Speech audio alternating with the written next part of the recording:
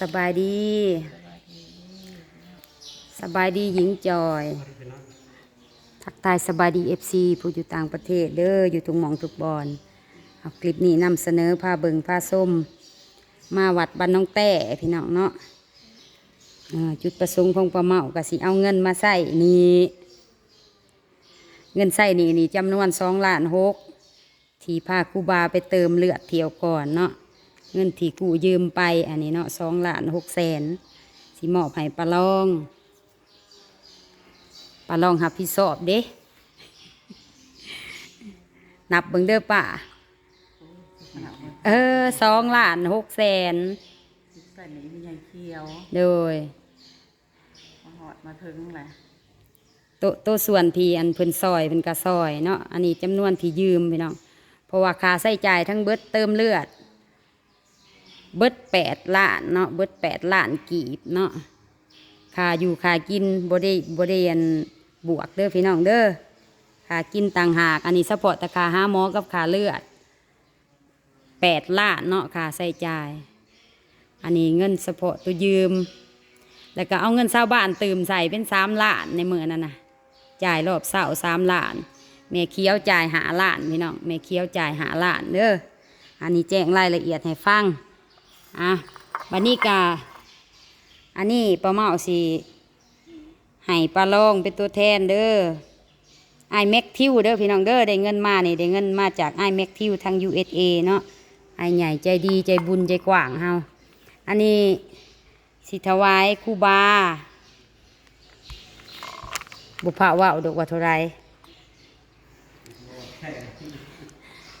บุพว่าวเด้อไปแล้ว40ให้ฟังดอกป้าลองเป็นตัวแทน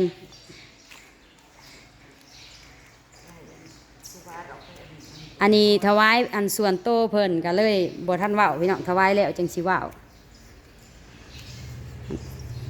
ถวายให้เพิ่นติดธงเพราะว่าครูบาเพิ่นก็บ่มีเงินเนาะอันนี้เว้าความจริงมันบ่ได้ของเพิ่นก็บวชเฮียนเขียนอ่านอยู่ในวัดว่าอารามได้บ่ได้ทำงานคือเฮาน้อมถวาย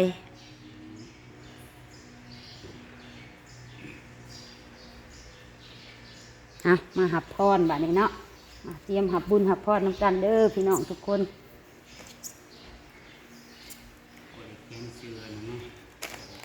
บ่เป็นยังดอกขาน้อยนึกเอาขาน้อยเป็นสะพานบุญ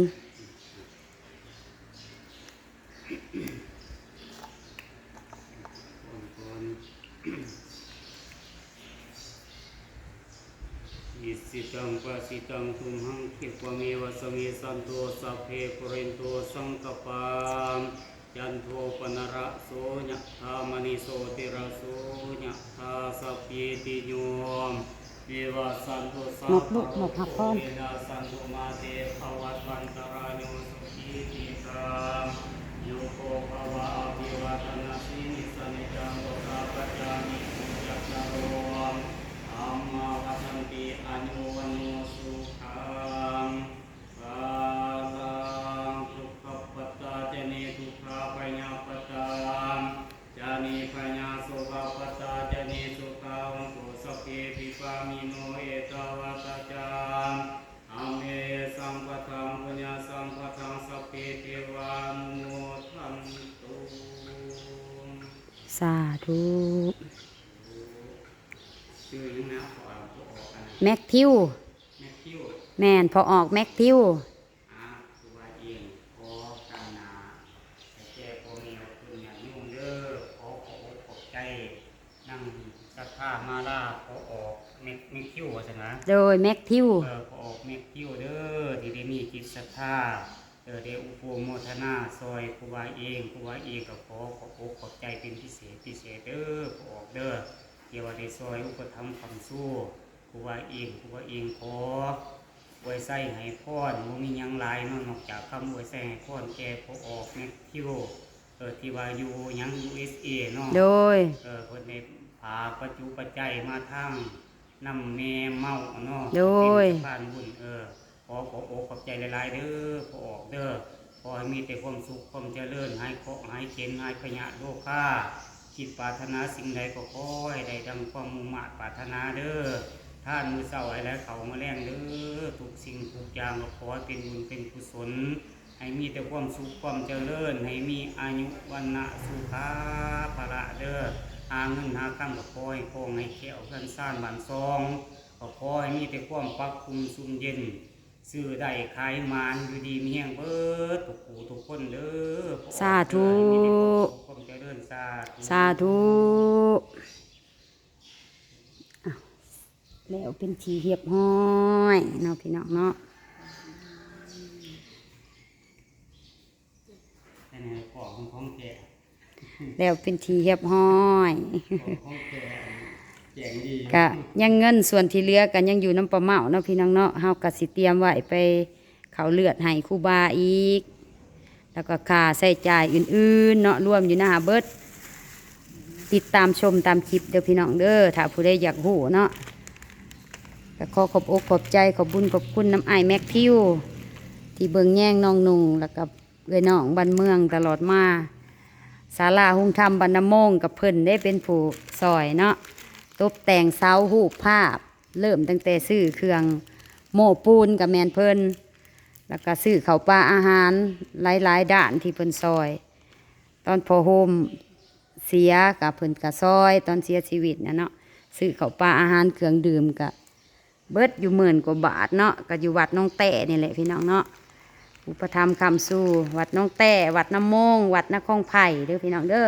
3 วัดเนาะที่อ้ายเพิ่นอุปถัมภ์คำสู้ตลอดมากันย่าวไปขยายไปพออันพระอาจารย์จ่อยเพิ่นมาซอยบ้านน้ำมงก็เลยล่ามไปฮอดอันวัดนครไผ่บัดนี้เนาะไปเฮ็ดลงทานกับแม่นอ้ายเม็กทิวเนาะส่วงบุญฮดหั่นนะบุญกองฮดบุญฉลองอีหยังฉลองกุฏิส่วงนั้นเนาะเพิ่นก็ซอยตลอดมาขอให้บุญคำนำสู้ให้มีแต่ความสุขความเจริญลำรวยๆเด้ออ้ายเด้อเอาบัดนี้สิพาไปส้มวัดงามได้พี่น้องหารอบๆเบิ่งโอ้เสียงจักจั่นเลไล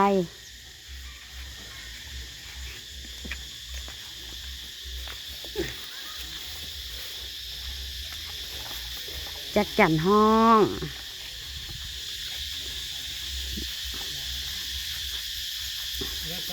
ถวายปัจจัยใส่ซองให้ครูบา1 ล้านกีบได้พี่น้องเด้อ1 ล้านกีบ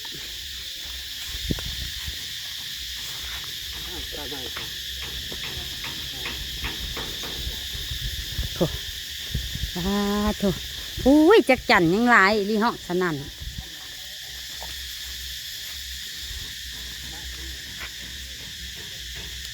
หมากให้นี่ตั้มอันขี้เหล่าแซ่บตั้มใส่น้ำมันไม่สุกมันกระเสะไปปะเขาอ่ะ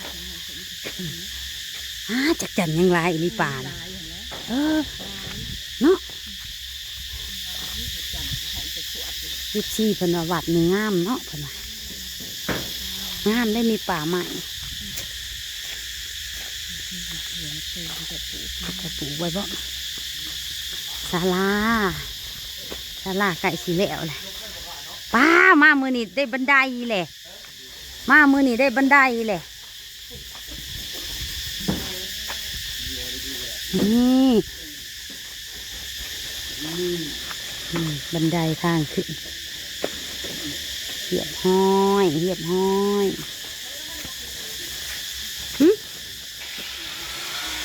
อ้าวระเบียงกับเหียบห้อยล่ะคือไวแท้น่ะ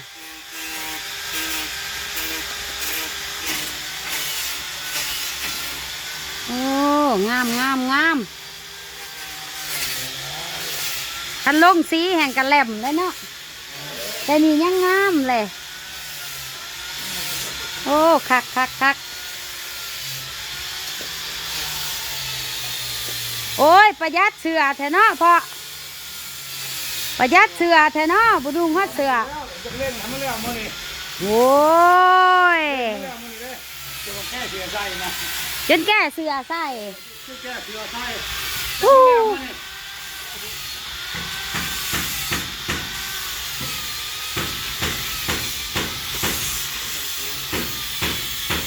งามไปลิตังยองฮะ ไฟดับอีกแล้วเสร็จแล้วโอ้ ดับอีกแล้วโอ้ยเที่ยวแต่ดับ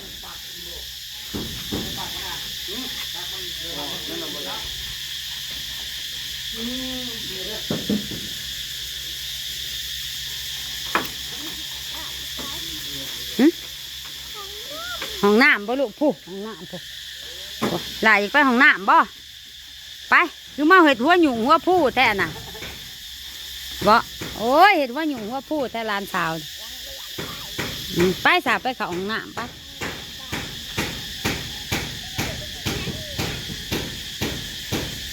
โอ้ยเสียงจักจันลายอีลีอยู่นี่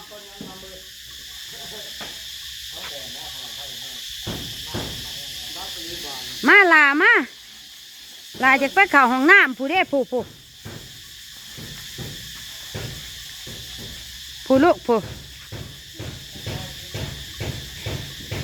ไปเข้าห้องน้ำป้าสิผ้าเมื่อบัดนี้ป้าสิผ้าเมื่อถือเอาเฮ้ย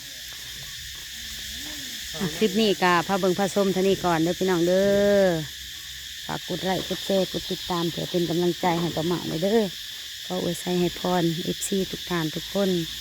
ท่านผู้ใหญ่ใจดีทุกท่านทุกคนพิเศษก็คือง่ายแม็กพิวเนาะเจ้าศรัทธาเงินเนาะประเมาแบ่งถวายให้ครูบาอาจารย์ก็ใส่หนีแน่เนาะขอให้บุญรักษาอยู่เย็นเป็นสุขกายสุขใจเจริญรุ่งเรืองเบิดทุกๆด้านขอกันคลิปหนาสบายดี